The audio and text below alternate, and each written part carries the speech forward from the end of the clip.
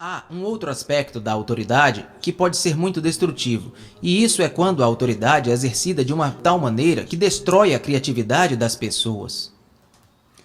Onde a autoridade é exercida de uma forma que implica que o conhecimento de como fazer as coisas só pode vir de cima, que aqueles abaixo não têm nada a oferecer a não ser seguir o que aqueles mais superiores sabem ser bom para elas ou para a empresa ou ambos.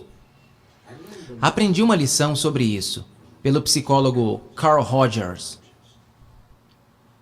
Fiz uma aula com ele enquanto estava na faculdade. E o modo como ele começou a aula era diferente de qualquer classe que eu já tivesse estado.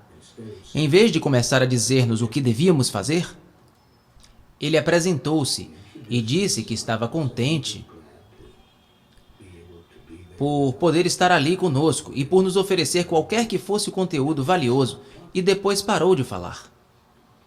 E um dos meus colegas de classe ficou nervoso e disse: "Bem, não nos vai ensinar sobre a matéria?" E ele disse: "Então você tem em mente que eu tenho uma ideia daquilo que você precisa saber sobre o assunto?" Ele disse: "Bem, sim, claro, você é o professor." E em seguida, Carl Rogers disse: "Bem, acredito que a parte mais importante da aprendizagem é perguntar-se o que valerá a pena aprender. E se eu entrar e fingir que sei o que você tem que aprender, vou ter esta oportunidade de perguntar-me o que vale a pena aprender e de decidir e de oferecê-lo a vocês. Mas, para mim, isso seria eu a fazer a parte mais valiosa da aprendizagem. Esperava que todos vocês quisessem fazer isso. Que todos vocês quisessem começar por perguntar-me o que valerá a pena aprender. Para mim, perguntarmos-nos é importante. É importante imaginar o que vale a pena aprender." Bem, esta lição ficou mesmo comigo, verdadeiramente.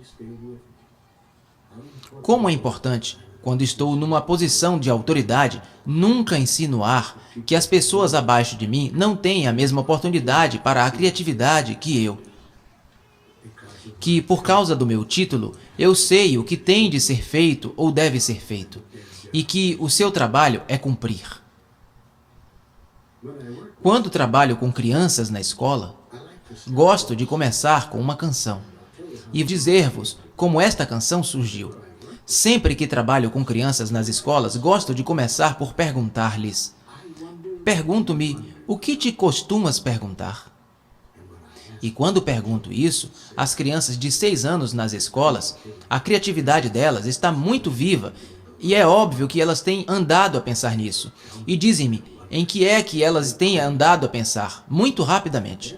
E então, depois da escola, falo do que fiz com os alunos aos professores. E começo com os professores da mesma maneira que fiz com os alunos. E pergunto-me, o que é que vocês costumam se perguntar? Mas que reação tão diferente obtenho dos professores daquela que obtenho dos estudantes? Em vez da expressão imediata da criatividade que acontecia dentro deles, que obtive com os alunos, com os professores obtenho silêncio. E então, pergunto-me o que acontece conosco entre o momento em que temos 6 anos e agora. Vocês viram como os alunos reagiram hoje quando lhes perguntei em que costumavam pensar? Pergunto-me o que acontece conosco. Então, tipicamente, um dos professores poderá dizer: "Eu estava com medo de que o que eu costumo pensar possa parecer estúpido." E o outro poderá dizer: "Eu estava com medo do que o que eu costumava pensar fosse anormal." E eu disse: "Então, é isso que acontece conosco. Trabalhamos e somos educados em instituições onde a nossa capacidade de questionar, de sermos criativos, é atenuada, porque a instituição está estruturada de tal maneira que a autoridade sabe o que está correto, o que temos que fazer. E a nossa criatividade e questionamento perdem-se." Um dia em que perguntei isto a crianças de 6 anos, estava acompanhado por uma mulher que escreve música. E ela gostava de ir comigo para as escolas. Quando fazia às crianças esta pergunta, em que é que costumas pensar? E ela guardava um pequeno livro onde escrevia tudo, porque decidiu que gostaria de escrever uma canção um dia sobre o que essas crianças respondiam quando lhes perguntava em que costumavam pensar. Então um dia ela estava comigo e eu disse aos estudantes: pergunto-me o que é que vocês se costumam perguntar. E era muito claro que este jovem de 6 anos havia vindo a perguntar-se sobre algo há muito tempo, porque ele disse imediatamente: pergunto-me por que o meu cãozinho não come gelatina verde com toranja. E a minha amiga usou isso como um estímulo para escrever a música que ela queria escrever. E ela foi para casa e escreveu a seguinte canção. E todas as linhas nesta canção vieram diretamente das crianças, com exceção de cerca de 4 linhas que ela acrescentou para fins de rima. Pergunto-me. I wonder why my dog won't eat green jello. I like the wiggly way it melts inside. I wonder when a turtle pulls its head in. Is it so dark it's scared to be inside? I wonder if a rock likes being hard. I wonder if the sky likes being blue. I wonder if butterflies like butter. I wonder if you like being you. I wonder why I don't feel myself stretching when people say I'm growing every day. I wonder why I always have to listen to more words than I ever get to say. I wonder if the grass cries when it's cut. I wonder if the rain hurts when it falls. I wonder if the earth gets dizzy turning. I wonder if little worms feel small. I wonder why I see so many people do things they don't really want to do. Wonder if the music goes away somewhere after I sing my song to you. I wonder if it feels sad to be old.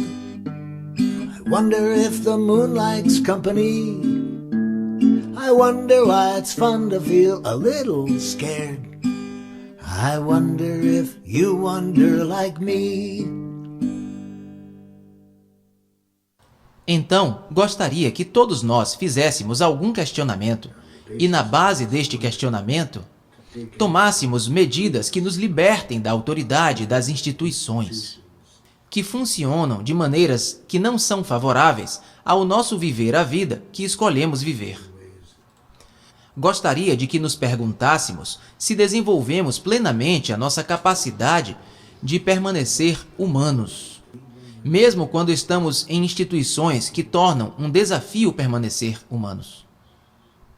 Gostaria de que nos perguntássemos se aprendemos a expressar a nossa humanidade, mesmo quando somos rotulados de uma forma como sendo superiores ou inferiores.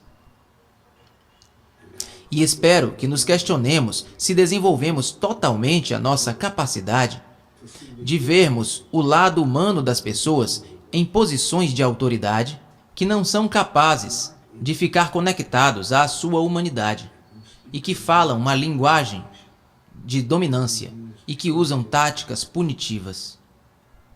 Gostaria de que nos perguntássemos se temos desenvolvido plenamente a nossa capacidade de ver a humanidade dessa pessoa e que possamos comunicar com elas de modo a podermos mostrar-lhes outras formas de termos todas as necessidades satisfeitas, para além das formas em que temos sido treinados para usar o poder dentro de sistemas de dominância. Então, gostaria que nós aprendêssemos a usar o poder com as pessoas e não sobre as pessoas.